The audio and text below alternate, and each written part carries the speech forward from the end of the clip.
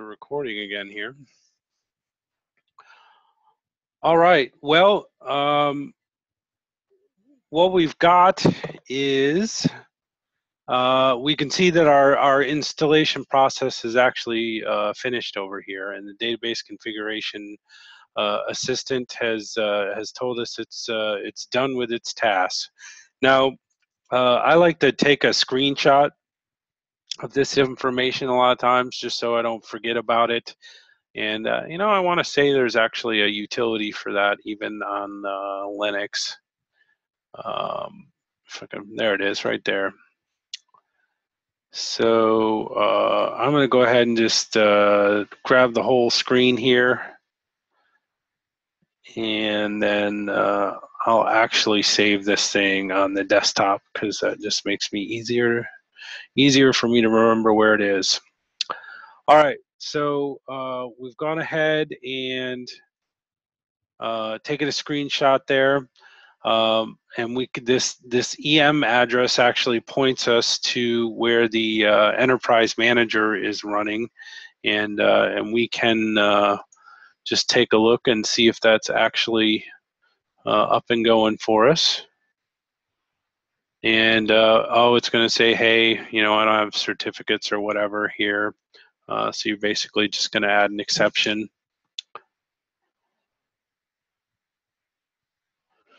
And go ahead and confirm it.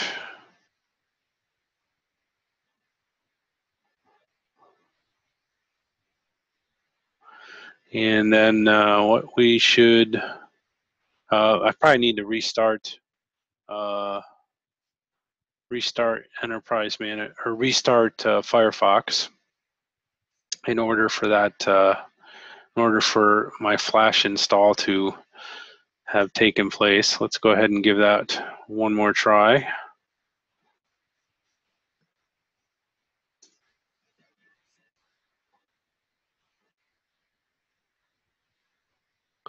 And so you can see here that this is what it's talking about us needing Flash. And so I don't know if I messed something up there with getting the Flash installed, but it's taking me right to the page to install it.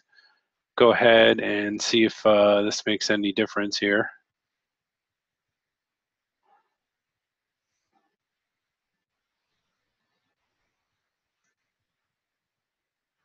And so this is saying that it's already installed. So clearly there's just something squirrely with Firefox and that Flash plugin. So I'll just update you guys with how to make that work. But we're not concerned with the Enterprise Manager right now. So I'll figure out what's going on there and then make sure to give you guys any hints you need to avoid that problem yourself. In any case, this is saying that our global database name is MyCDB1, just like we said it was, and it should be up and running. So now if we say OK, it's going to tell us that the installation of our Oracle database was successful. And if we go ahead and close our installer, we should be able to actually prove this to ourselves. So I'm going to go ahead and just close everything I've got going here on the desktop, and then we will start fresh from a new terminal window. And so here's where we get into understanding this concept of environment variables. So one of the things that's very important to the Oracle software is the Oracle Home. And if we wanted to check what the Oracle Home was, we could use the echo command, and $sign just says, hey, this is a variable, and then Oracle Home is the name of the variable. And so if we issue that command, we can see, hey, I don't have an Oracle Home variable set. And that's probably a bad thing. And there's actually a whole number of other variables that go along with Oracle. One of the things to realize is in Linux is everything is sort of session dependent. So when I open up a new window like this, I've got a new session. And so there's a utility that sort of sets all these environment variables for you. that you should be able to run after the Oracle install is completed. And it's dot space ORAENV. I always call it .ORM. And if you run that, it's going to ask you for your SID. Now, if you remember from the database that we just created and the screenshot that we had here, that our SID, our system identifier, was myCDB1. And so it's defaulting to Oracle. What we want to do is just give it the correct one. So myCDB1 and hit enter. And now it's just going to say, okay, I've set a bunch of variables for you. So at this point, we're actually able to run some utilities that the database is dependent on. One is the listener, and the other is SQL Plus. So if we type in LSNR for listener and CTL for control, and just status, we'll see, hey, there's a listener up. And what this program is doing, if you look at the output that you get here, let me see if I can get this window to extend out for us. If we look at this, it's essentially telling you that, hey, I've got a service, myCD1, and I'm listening for it. And here's the host name that the listener is on, and it tells you that it's listening on port 1521, protocols that it's using, and also mentions that, hey, it's also running Enterprise Manager on 5500 as well. So the listener being up and running and being aware of your database's services is critical to you being able to connect to it. Now, if we don't set up auto start, and we may not get to that this week, one of the things you're going to want to do when you log into your server and you want to start your database up is you're actually going to want to be able to start the listener. So obviously for us, the listener is running right now. So if I use the listener control command one more time and I say stop, then it's going to go ahead and stop services. So now if I list the status one more time on this thing, it's going to say, hey, I'm not listening for anything. So don't bother calling because I'm not picking up. Now, if we wanted to start the listener back up, we can use that same listener control and we can say start. We'll go ahead and do that. And then if we run the status command one more time, what we'll see is, hey, it's up, but it's not supporting any services. Now, the reason that is that the database generally registers itself with the listener when it starts and stops. And it actually checks on a fairly regular interval. So if we were to come back here in a minute or two, we'd probably find that the database had registered itself with a listener. But be aware that if your database is up and running and you restart the listener, it may take a couple minutes, or you may have to manually register the database with the listener, which we can talk about. So now another super important utility to be aware of is a utility called SQL Plus. And if we have set our environment variables correctly, we can type the SQL Plus command in, and it will call up the SQL Plus utility, and the first thing it's going to do is ask us for a username. Now, you may recall that sys was one of the users, and that's really the most powerful user on the database, pretty much do anything. And so we need to connect as sysdba, because that's the only way you can connect to as sys, and hit enter. And so now it will ask us for our password, which you should remember from the install process. And now you can see that, hey, we're actually logged into a Oracle database. And you can see here that it's telling us, hey, you're connected to 12C Enterprise Edition, and it has all these really expensive options enabled on it as well. And if we wanted to just kind of check a little bit about what was going on, we could say, hey, give us the instance name from a view called $instance. And and it helps if you type your SQL correctly. Select instance name from $instance. And I think this already demonstrates why I hate SQL+. But there you can see it says, hey, you're connected to your MyCDB1 database. So that's a good thing. So what that means is our database is up and alive and ready to be connected to. Now, one of the things that you can do from SQL Plus is you can actually start and stop your database. So I can actually issue the command to shut down immediate right now, which just basically says, hey, disconnect anybody that's connected to this database and shut it down. And you can see if I go ahead and issue that command, that it'll close the database, it'll unmount it from the server, and in just a second here, it'll tell us that the instance is shut down.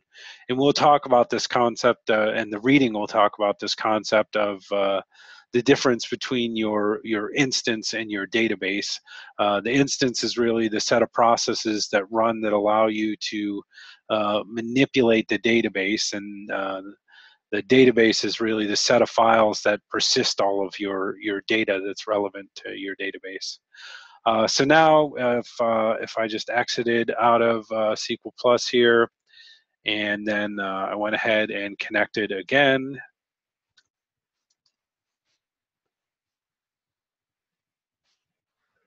we will see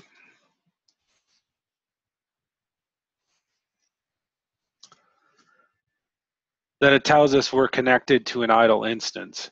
And what that means is our database is not open for business. So if I was to issue a SQL command here, such as select star from dual, I should get an error, right? It's basically telling me, hey, not available because you haven't started your instance. So now if I go ahead and use the startup command,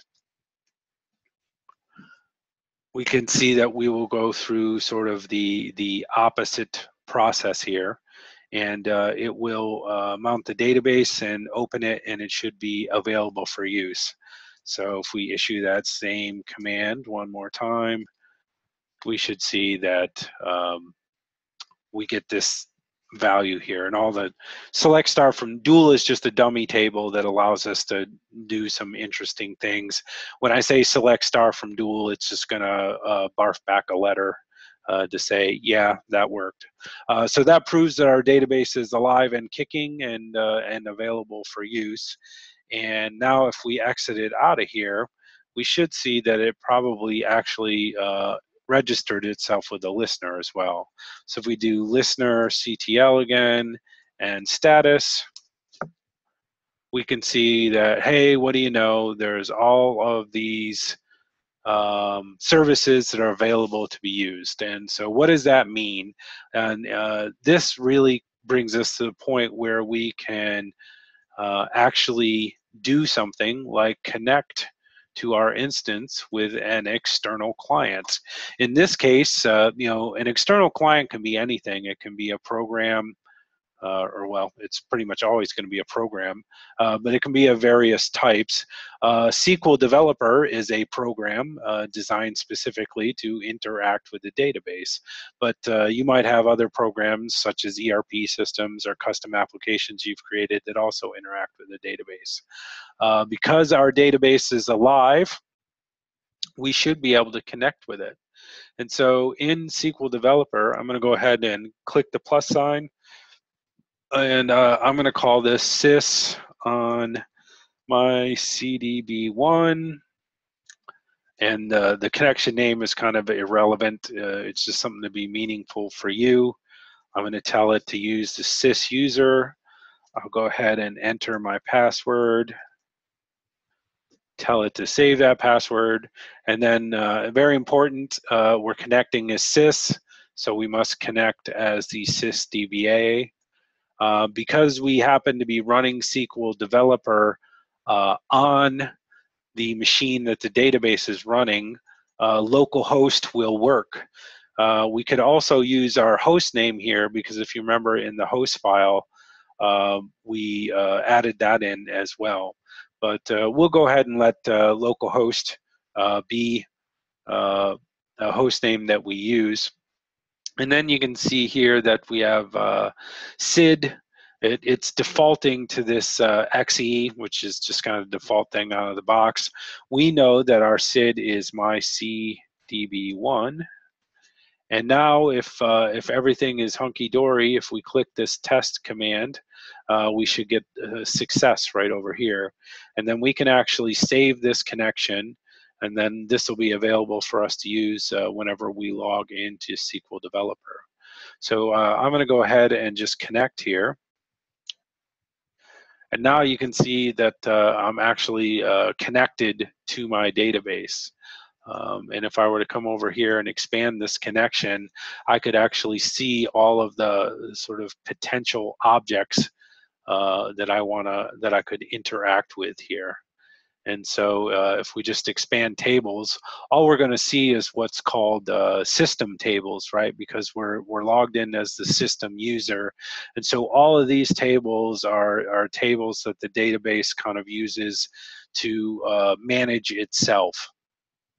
If we wanted to, we should also be able to go ahead and use what's called the schema browser.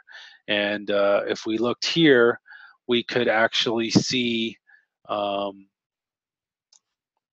number of other users that are also available on this container database.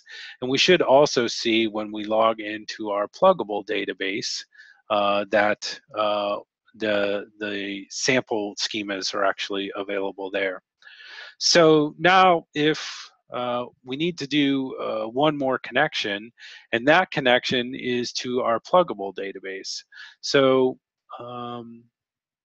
let's just take a look here. Should be able to pull up the DBA view. So if we pull up this DBA view down here, and we go ahead and hit plus, and we go ahead and use the only connection we've set up so far, we'll see that we get sort of a different view of our database. And so now if we look, we know that this is the container base, but what's this thing under the container base? Well, this is actually our pluggable database. This is the other database that we created as a pluggable database that is sits on top of our container database. And if we are going to try and connect to this thing right now, we would have a problem, because we can see that the status or the open mode of this thing is mounted, which means it's not available for reading or writing right now. Now, there's actually a command that we can issue in SQL Plus, or we could issue it here in SQL Developer, and we can basically alter the database and say, please open, read, write. But one of the great things about SQL Developer is it automates a lot of these tasks for you. So I'm going to go ahead and click Modify State here. And if we were to come over here and take a look at what it does, it actually writes the SQL that we could issue ourselves. So we could go ahead and copy paste this out, put it in the editor, and we could actually open our database. Now I'm going to go ahead and just say apply and let SQL Developer do that for me. And now you're going to see here that our pluggable databases mode has changed to read write, which means that we can actually use this pluggable database at this point. So if we wanted to connect to that database, we can actually create another connection. So I'm going to go ahead and be relatively lazy and just open up the properties of the connection we already created.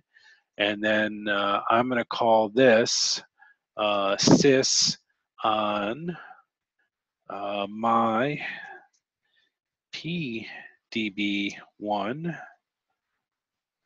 on my CDB1. All right, and so that same super user will be able to access both of these. And then the big difference between our container database and our pluggable database is going to be that we can't use a SID here. We're actually going to use a service name. And if you remember what we named our database, we can see it actually back here. That service name should be the same. So now I'm going to type in my PDB1 underscore on my CDB1, and I'm going to go ahead and test this connection. You can see it's successful, and now because I've changed the name, if I click save, I'll have a second connection over here that I've created, and then I can go ahead and click connect. And so now if we come over here and take a look at this database, you're going to see that a lot of stuff kind of looks the same, because I mean it's a little bit different, but what we see is that, hey, this thing kind of just looks like the other one, and for the most part it is. The thing to remember with a container database is all of the code and stuff that would be common to pluggable databases is all contained on this container database, and then all the pluggable databases will just use a single copy of that. And so from an upgrade perspective, and for quite a few other reasons, this is highly convenient and also very efficient as well, if you think about the footprint that a typical database would have. So now I'm going to go ahead and use my schema browser again. And this time I'm going to take a look here, and we'll see that there's a number of users on here. And these are actually the sample schemas that were created as a part of us telling the installer that we wanted these sample schemas. So if we take a look, there's just a number of these that we can identify that are sample schemas. And there's a number of examples out there, like I said, that are based on these. And so if I wanted to, I should be able to drag one of these tables over into my editor. It'll auto write a select statement for me. And if I go ahead and click the select button, I'll see that there's actual, or the execute button, I'll see that there's actual data in this table. So that gives us some stuff to mess with and stuff to sort of practice writing SQL and getting used to using our database. So very handy to have these sample schemas available to us, and definitely for dev databases, always recommend installing these. So we've got our pluggable database installed, or our pluggable database opened, but a strange thing happens with pluggable databases. When we start our container database, they don't automatically restart on their own. So if we're going to come back to SQL Plus over here and we restarted our database, I'm just going to go ahead and do that.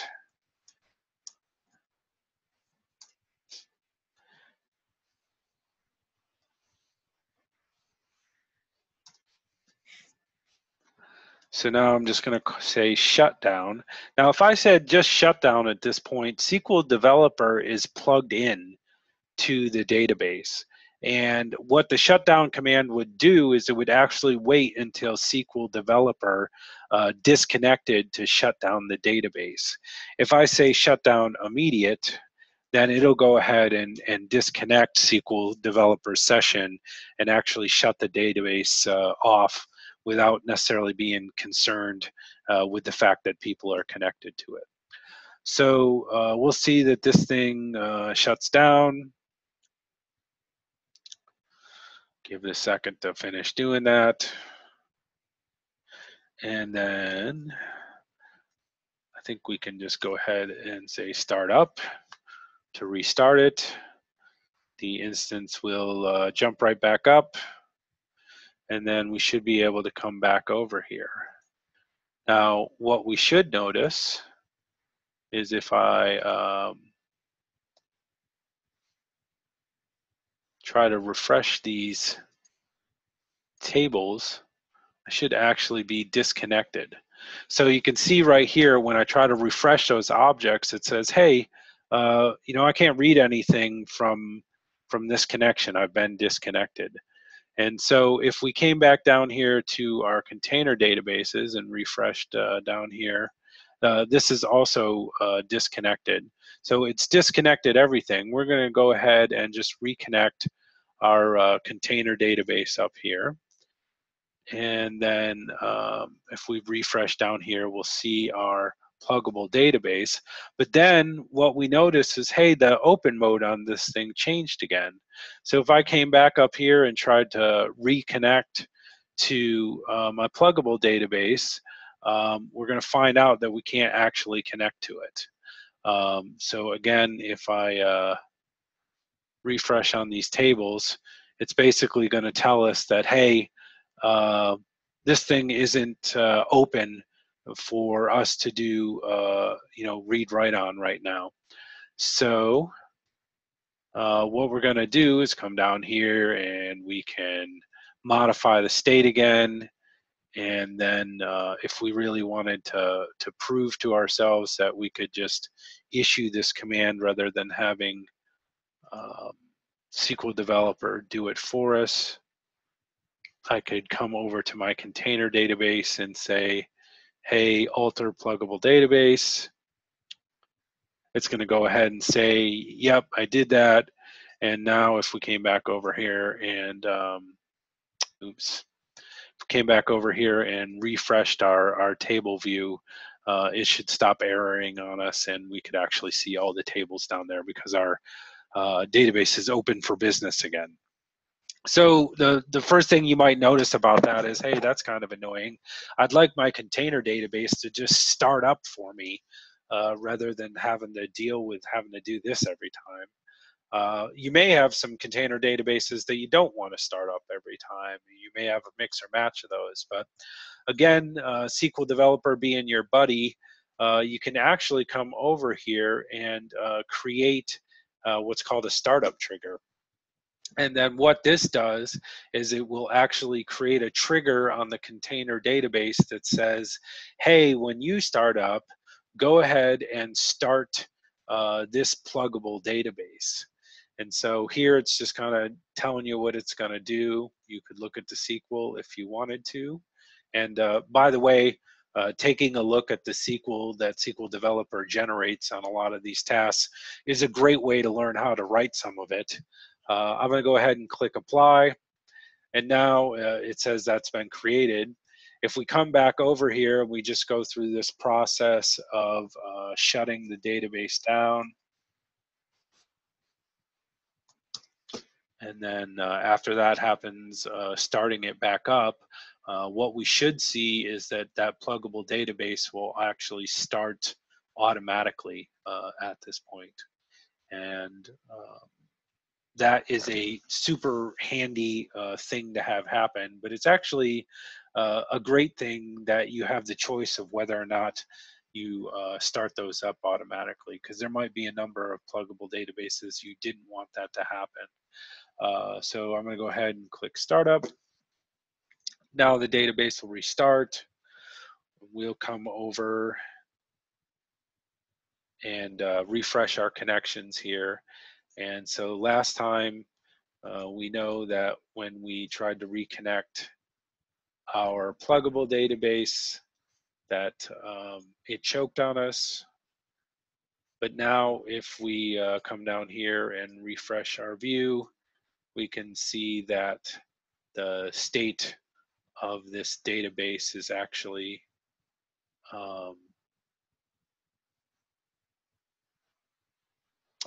open, read, write, just like we want it to be when we open it. So that's how you set up your pluggable databases to auto start when your container database is started. And I definitely encourage you to kind of look around at the functionality that's available down in the DBA section. There's a lot you can learn, and I think especially as you go along in the textbook, there's a lot you can learn about the various database structures that the textbook is going to talk about by sort of exploring this DBA panel, and it will really help to, I think, cement some of your understanding of some of those concepts. So now we have gone ahead, we've created a container database and we've created a pluggable database. And okay, what if we wanted to create another database? How would I go about doing that? Well, if I open up a terminal here and I type the DBCA command, it won't know what I'm talking about. But if I run the .oraenv command to set my Oracle environment variables, and in this case, the particular SID isn't all that important. Now, if I type the DBCA command, you can see that it'll actually fire up the database configuration assistant. And you can see that we will have the option to do a number of administrative type tasks here. What we're going to want to do is actually create another database. So if I were to select create database, I can go ahead and create a completely separate database that has nothing to do with the MyCDB1. If I wanted to manage pluggable databases, I could actually come in here and either delete, do some configuration, unplug a pluggable database, which is really preparing it to be moved to another container, or I could go ahead and create another pluggable database. So if I select create a pluggable database, we'll see it's going to give me a choice of the container databases it's aware of, and we only have MyCDB1 here. I can go ahead and say, yeah, let's create a new pluggable database. And then it's just going to ask me for some, most importantly, the pluggable database name. I'm going to call this one MyPDB2 on MyCDB1.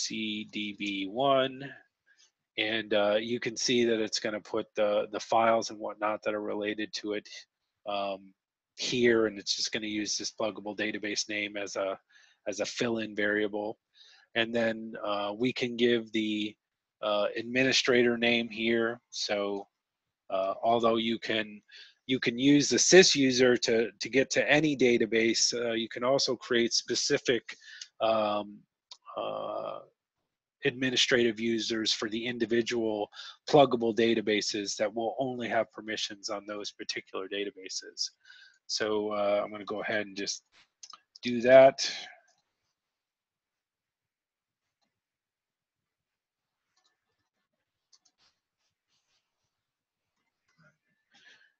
Click next. It's going to say, hey, is this what you want? I'm going to go, yeah, that's beautiful. Go ahead and create that. And then the pluggable database creation is actually quite a bit faster because it's living on a container database. The container actually has a bunch of the stuff that the pluggable database needs in order to do its job. So you can see that that was much quicker than creating a container database. And now if we were to come out to SQL Developer and we were to refresh this panel right here, we're going to see that this MyPDB2 is now here and available to us. And because we just created this one, it's open in read-write mode. But if we were to if we were to restart our database server, what we would find out is we have not created a startup trigger on this particular pluggable database. So what would happen is our myPDB1 would automatically start when the container database restarted, and our myPDB2 would not start automatically because we hadn't set that task up yet. All right, I'm not sure what SQL Developer is choking on here. See if we give that a second to sort itself out. Now, you can see we use DBCA to create a pluggable database. We can also use it, as I said, to create an entirely new container database. So instead of using the or instead of using the pluggable database, this time we're going to say, hey, let's create a database. We're going to come out here and we can give this one a name like myCDB2.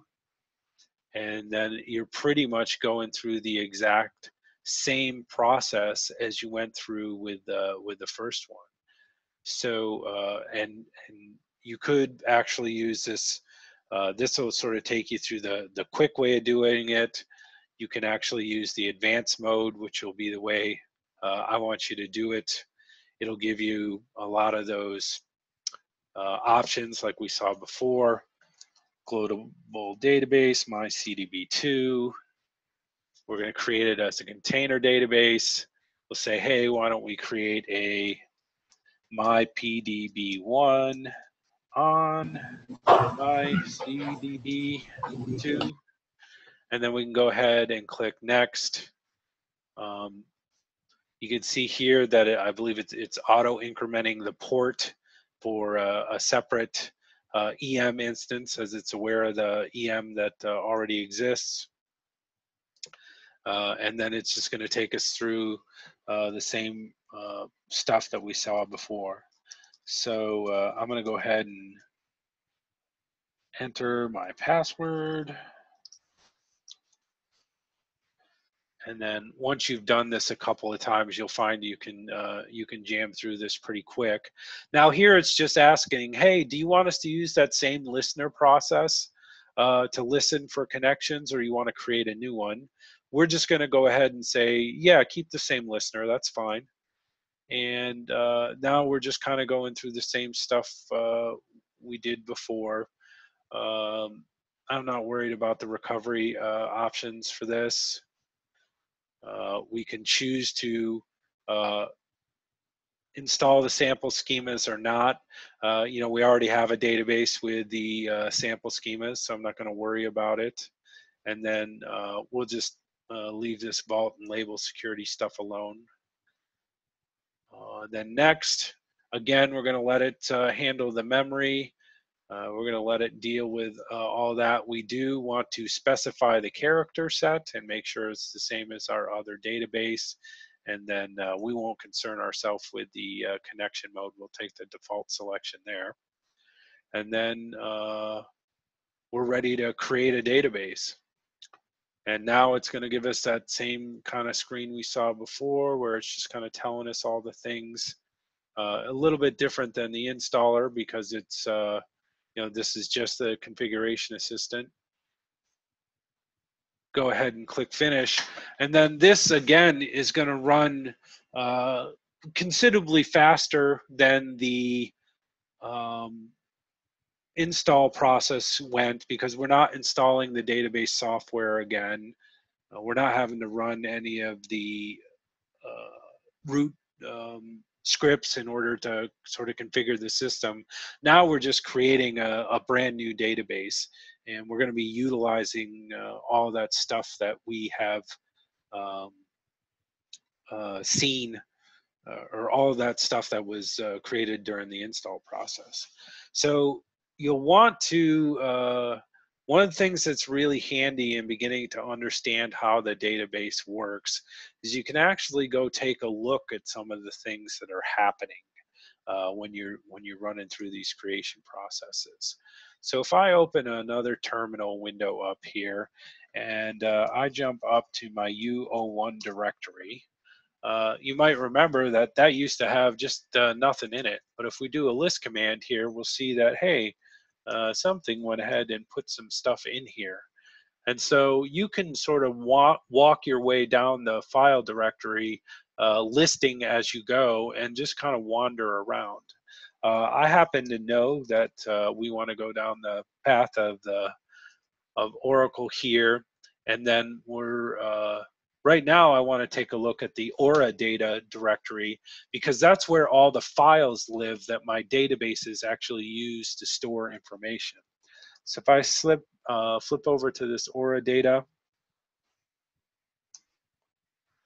and list, now we can see, hey, wait a second, my CDB1 and my CDB2, these are the databases I'm creating. So my CDB2 is kind of in process, right? So we don't necessarily want to mess with that. But here you can get a sense for, wait a second, these databases are kind of independent of each other. And the fact of the matter is they have no dependence upon each other. They're completely separate instances that can be started and stopped on their own and have their own independent purposes, right? So now if we jump down into the my CDB1 directory and we list here, we can see a bunch of stuff going on here. First of all, we can see the database files that are related to the container database, and then we can also see the pluggable databases that we created on this pluggable database. And then we see this interesting thing over here called the PDB seed. And what the PDB seed is actually a template, if you will, for your pluggable databases. Every time we create a new pluggable database, we're essentially just cloning this PDB seed database that lives down here. So we can't actually use that database. Its purpose in life is to be the template for these new pluggable databases we create. And now if we were to jump down into one of these pluggable database structures,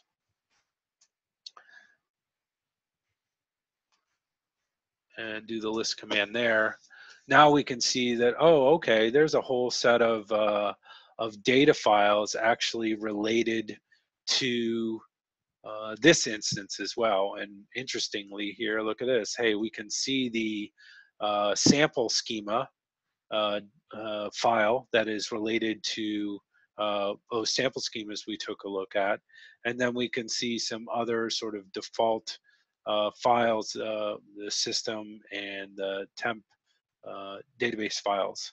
And we'll learn a little bit about kind of what these structures are as we go along in the semester. But just be aware that you can help to sort of understand what's going on here by beginning to wander around on this file structure and see how it changes when you're actually doing things like creating and deleting databases. You can come and see what kind of changes are happening as you're doing that. Now, another spot that we can look at, and I'm just going to traverse up the directory a little bit. If I hit .. that means just move up one level. And so I'm going to move up about 4 levels here. And then use PWD to see where I am. And then I can list and see, okay, I moved all the way up to where we kind of dove down into the Aura data area. And now if we actually dug into the product area, what we're going to see actually is a lot of the software that actually makes your database go. So if we do a list in here, you can see all sorts of stuff that is related to the underlying programming that goes into making your database work. So I'll leave it to you guys to sort of wander around here. We are going to specifically mess with this directory here in the next couple of weeks, you might notice that that says Apex. And if we were to dig down into Apex, we would see that it's full of a whole bunch of stuff. And what we're going to do is we're actually going to install Apex, and a lot of what you see here is for that very purpose. So we'll dig into that later, but get comfortable with wandering around in the database. Obviously, be careful if you come in here and nuke some file that the database needs. You're probably going to damage it irreparably, and then have to do a complete new install of your database. So be careful, but at the same time, go ahead and wander around. I highly encourage it. So I think that brings us to a pretty good stopping point. And what we've done, SQL Developer has decided to flame out here on us. So I'm going to go ahead and kill it. No, I don't want to save that. Let's see. So what we've done from the purposes of your first assignment is we have really walked through a good portion of it. We have installed a database, we have installed a pluggable database, we have used the configuration assistant to now create a second database instance. We've learned how to wander around in the file directory, which is going to be the source of a lot of your screenshots. And then we have also learned how to use SQL Plus to start and stop our database, and also have learned how to use the listener control to start and stop our listener.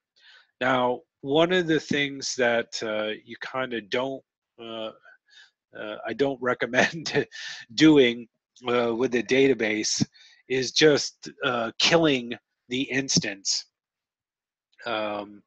before just go into the EC2 panel and killing it when the database is up and going.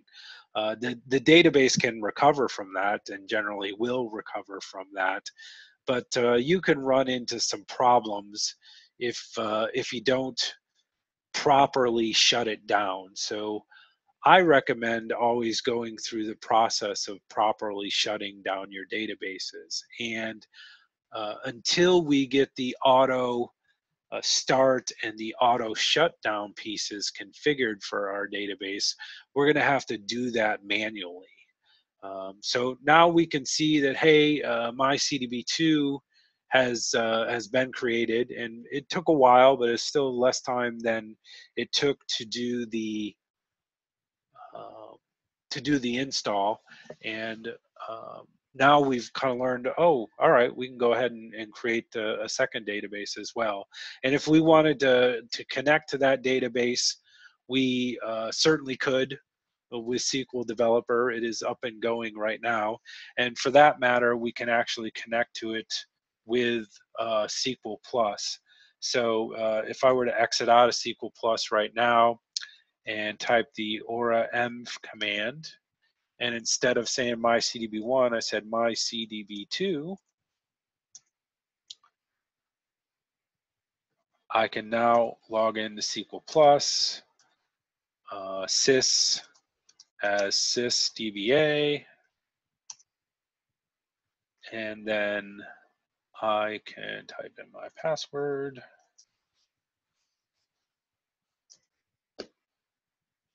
And if we were to select our instance name from our $$ instance view,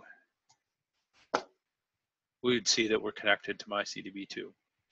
And because we were able to do that, we also know this thing is up and going. So like I said, we want to kill this thing. So I'm going to go ahead and say shut down immediate. And this will shut our myCDB2 database down. So we're kind of familiar with this process. We're going to wait for that to finish, and then we want to make sure that we also shut down our myCDB1. So probably the easiest way to accomplish that is to exit out of SQL Plus, rerun your aura-env command, and when it asks you for your system identifier, this time give it to myCDB1. We will then run SQL Plus one more time. We will connect as sysdba using the password we use for everything. And then you'll just have to trust me that we're connected to myCDB1, and or we could issue that SQL command again, but I just don't feel like typing it. And so now I'm going to say shut down immediate.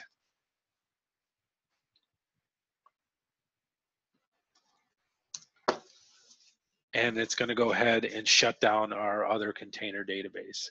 Now the pluggable databases just go with the containers. So when you shut down your container, you're shutting down your pluggable databases, and there's no issue with that. There's no need to address those pluggable databases independently. Now that that's all shut down, we can exit out of here. And then if we check our listener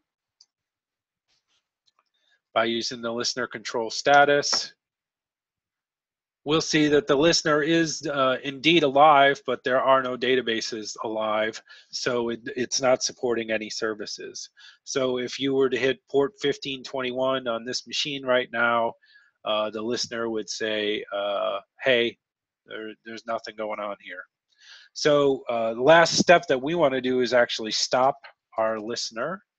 So we're going to use a listener control, and we're going to say stop. And you can see that command completed successfully. And at this point, our databases and our listener are shut down, and we are really at a safe place to go ahead and shut down our server. And so at this point, you would be fine with going out to EC2 and shutting this database down, which I recommend for the monetary reasons I told you before. And so that really takes us through installing, starting, stopping, and being able to probably complete at least about half of your next assignment. So next week we're going to talk about automatically setting the Oracle environment variables by utilizing what's called the bash profile.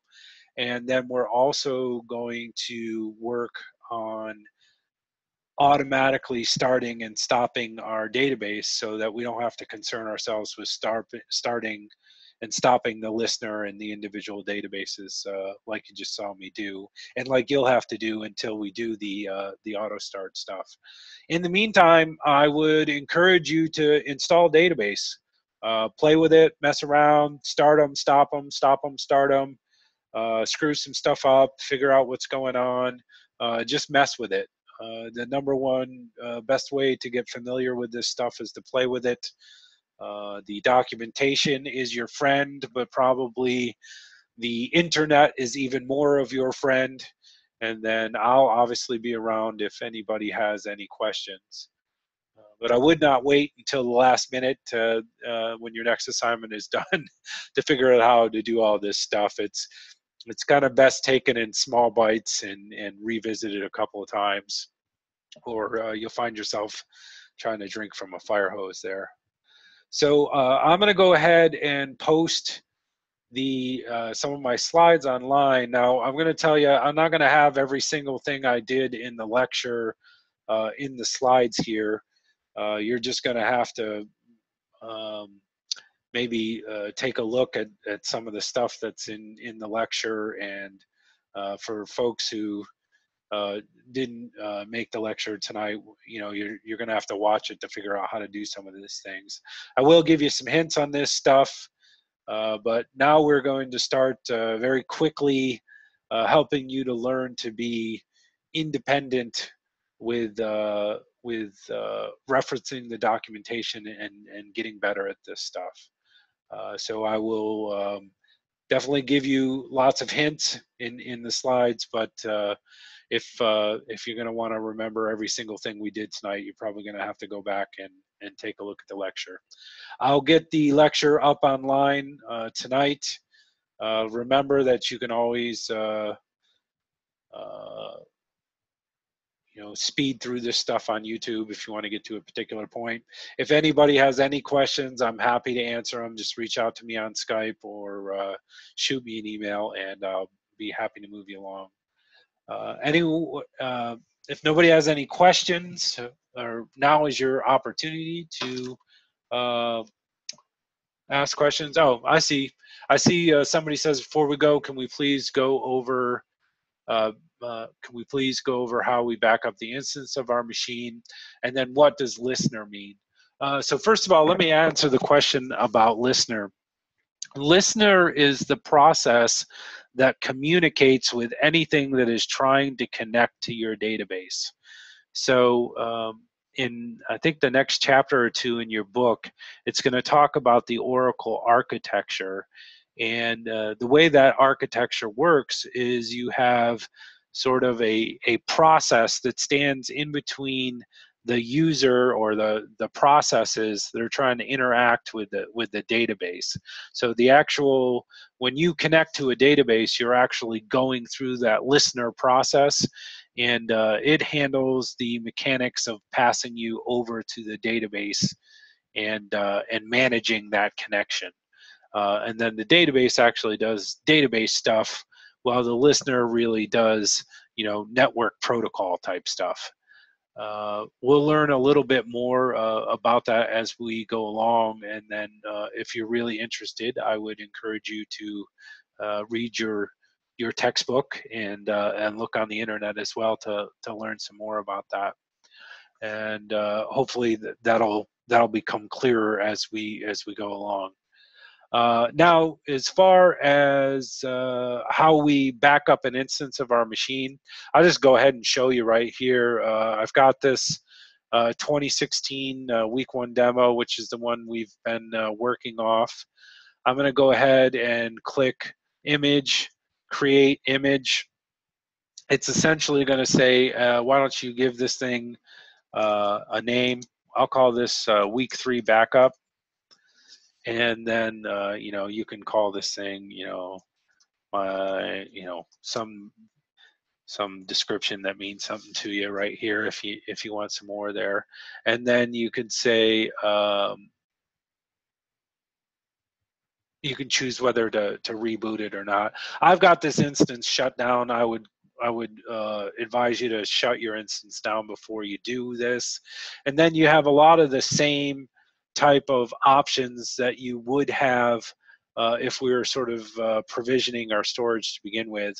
And what these all say with this delete on termination is basically if I go out and say to delete this particular machine, do I also want to delete all these storage volumes at the same time? The kind of default setup is to say for the root, go ahead and delete that with the instance. But a lot of times the other storage devices do not automatically delete. I'll kind of leave it to you to decide what to do there. I'm fond of just cleaning these up independently. And I'll show you in the volumes here quick just how you do that. But I'm going to go ahead and say create image. And now if we come over here, I think we'd even see in our AMIs, it's go ahead and working on creating that image for us right now. And then once it's complete, it'll say it's available. And then I could actually go and launch this as a separate instance of a computer, and it would show up here as a completely separate instance. If you take a look in your volumes, you'll also see that you can manage all of these storage devices independently as well. And I've got a couple I need to clean up here that you see as available, but then the rest of these are all associated with the various backups or other instances that I have. And so a lot of times a good practice is to go through and give these things a name too. That way you can sort of keep track of what's what if you're concerned about um, being able to, perhaps keep certain ones. These a perfect example is say our 10 gigabit drive that we have here that has our database software on it. I could fire up a completely new computer and attach this 10 gigabyte drive to it, and then I'd have all that software I'd already downloaded right there. So that's one of the reasons that we might move these volumes around kind of independent of the instances that they're related to. But for your purposes, you shouldn't have nearly the train wreck of stuff that I have here.